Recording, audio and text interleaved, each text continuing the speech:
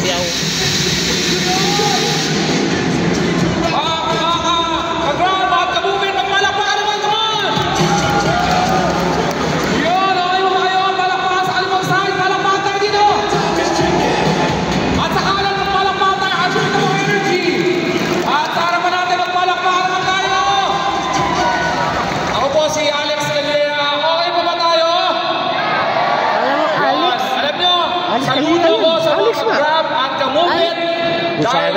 Alam nyo, mainit ang panahon pag nag-drive kayo.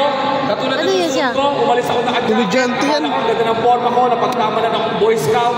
Kaya tinanggal ko muna. Pero, ito ang bilib ako sa weather ng Pilipinas. Hindi natin malaman kung mainit o malamig. At ang problema sa atin pag mainit, ang mga Pilipino pag mainit, kaputukan. Alam nyo may kaputukan? Ito ang problema sa putok. Kung sino may putok, hindi niya alam na may putok siya. Di ba? May kaibigan tayo may putok, hindi siya naniniwala dahil naaamoy ng lahat, siya lang hindi. Ito ang problema. Kung sino ka, huwag mo titignan yung kaibigan yung may putok, ha? Hindi kayo na marami. Focus na kayo sa akin. Ito ang problema. Kung sino pa yung kaibigan mo may putok, siya pa yung mahilig umakbay. Tapos, magkakabay sa'yo, yung putok niya, may iwan sa balikat mo. Tapos, sa kanya maaamoy. Basta sabihin niya, pare may putok ka. Ulul, putok-putok! Diba? Kaya galit na galit ako sa Rexona. Pa-social at commercial. Putok ang ginagamot mo, pa-English ka pa. Rexona, protection against perspiration and odor. Wag, putok yan, tagalugin mo. May putok ka, Rexona. Hindi ba yan pasyon? Ikaw yun, Rexona. Kaya tayo, tatalo yung Philippine team natin sa basketball kasi makalaban natin sa ibang bansa. Karamihan ito, may putok. Bino mo, dinilipensahan mo, napunta ka sa kilikili, aatras ka talaga eh. Tapos ang yabang pa ng coach, sisigaw sa gilid. Depensa! Kung kanina mo, ikaw kaya.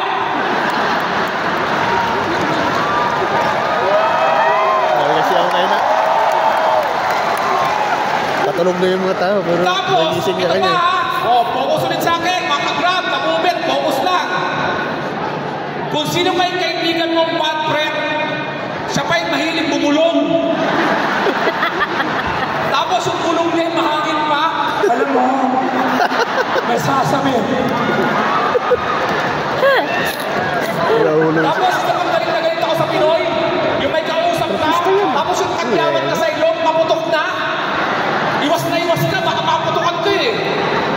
Pero mga ka-grab, kamubit, ito lang mga payong sa inyo. Ako po ay 53 years old na.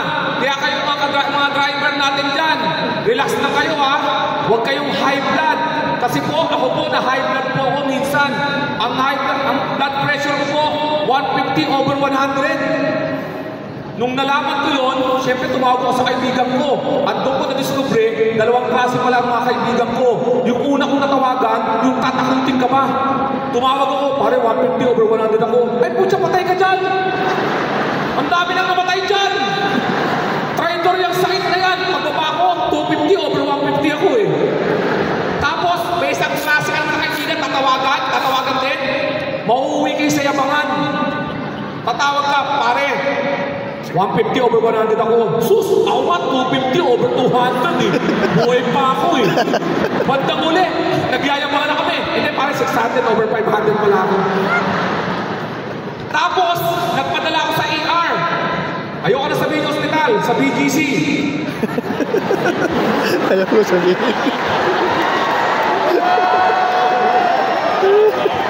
Doon ko nalaman, pare, sa mga tao dito, hindi masama maging main character. Anong main character? Ibig sabihin, sa buhay mo, ikaw ang bida.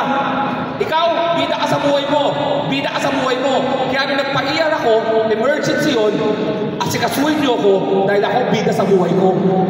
Kaya lang pagdating ko, yung kausap kong nurse, siya rin ang bida sa buhay niya. Lahat ng tanong na sa akin, walang pagmamadali. Taga-saan ko kayo? South Signal Village. Uy, malapit ako dyan!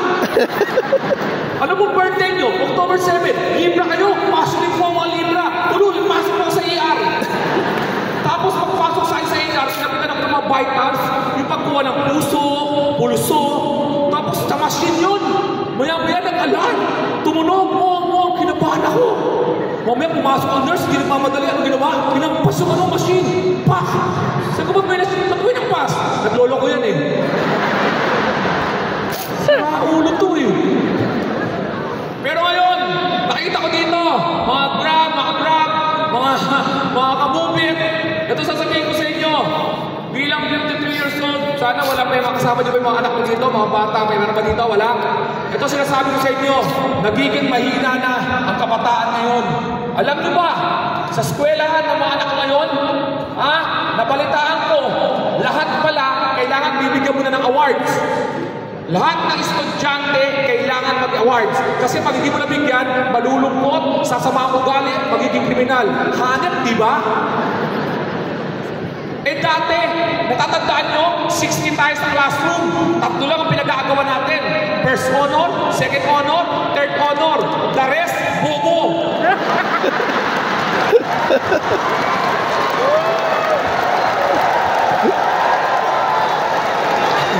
Alam mo ba kung ano nakuha ang anak ko? Para mabigyan ng awards? Binigyan ng award ng teacher. Best in sitting down. Paglaki mo, gusto mo maging grab driver? Sitting down lang.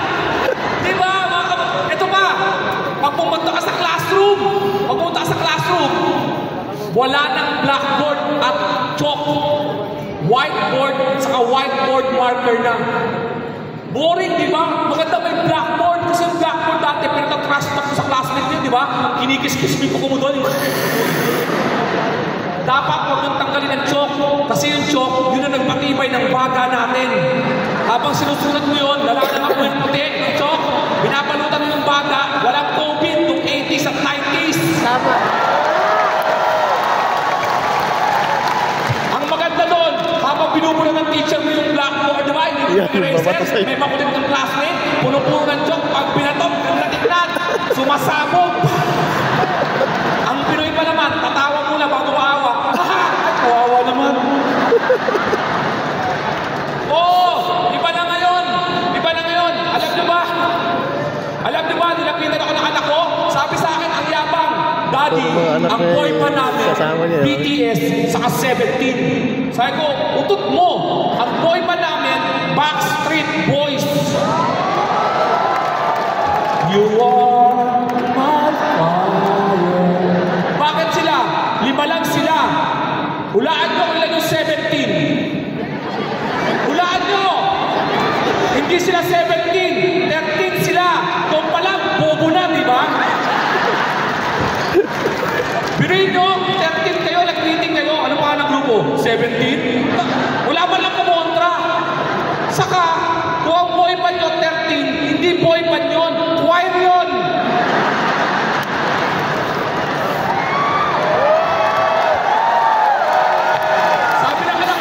Sabi anak ko, Daddy, nawawala isa dyan. Sino dyan? Yung chinito. Puro chinito yan ah. Saka, alam niyo ba yung BTS? BTS, sikat yun, di ba? Nawala yung dalawa. Anong ginawa? Nagpahinga. Ba't nagpahinga? Military service. Nag-serve sa country. Di ba ang boring? Yung boy pa namin, pag nawala yung isa, nagdroga.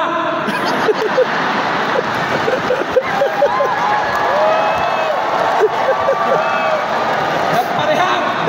Pagbalik, ang ganda pa rin ang boses, pero humpak na yung pisngi. You're fire.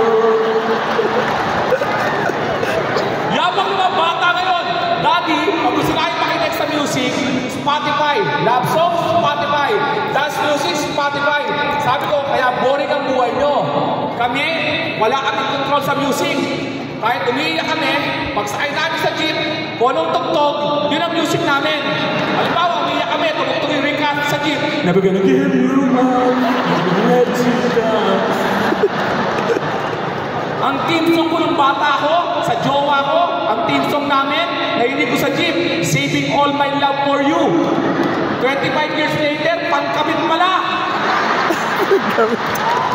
A few stolen moment is all that we share. You got your family. Akala ko, nanay at tatay na yun. Pero alam mo,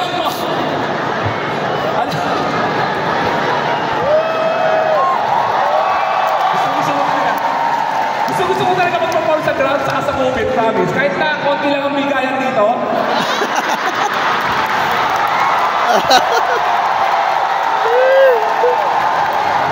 Tinawag-tawaran ako dito eh.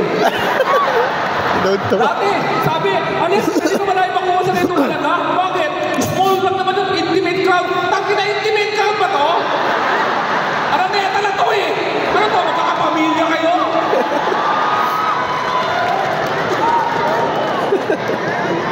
Okay, nadala lang ako sa emosyon. Pasensya na. Hindi ko akalain kayo lalabas ko dito yun. Mukhang hindi ata ito ang tamang panahon. Pero...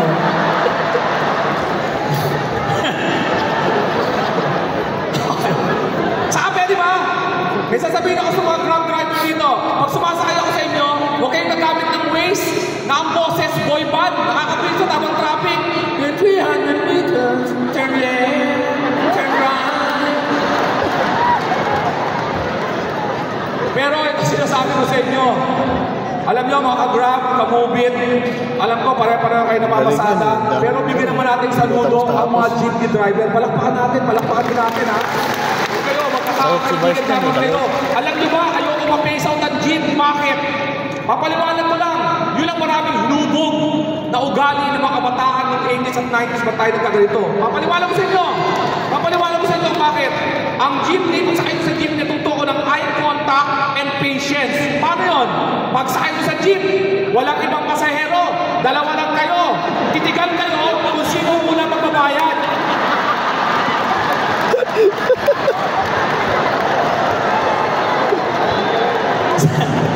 Sa jeep din tayo natuto ng balance. Ano yung balance? Yung malakas na brake ng jeep, puno kayo. Pag nag-brake, nangangalahati kayo. Pagkalahati nyo, saan ka magbabayad? Bayad po. Saan natutunan ko, na-hold up ako sa jeep 3 beses. Sa 2 taon, 3 beses ako na-hold up ng isang hold upper. Pangatlong hold up na, kinausap ko na siya eh. Namumukhaan mo ako? Sabi sa akin, wag nga, you look familiar ah. Oh! Ang jeep, ang nagturo sa atin ng instinct. Ano ang instinct? Kahit maimbing ang tulong mo, alam mo kung saan ka bababa. Para, sakto sa bahay. At ito sasabihin ko sa inyo, ang jeepney driver,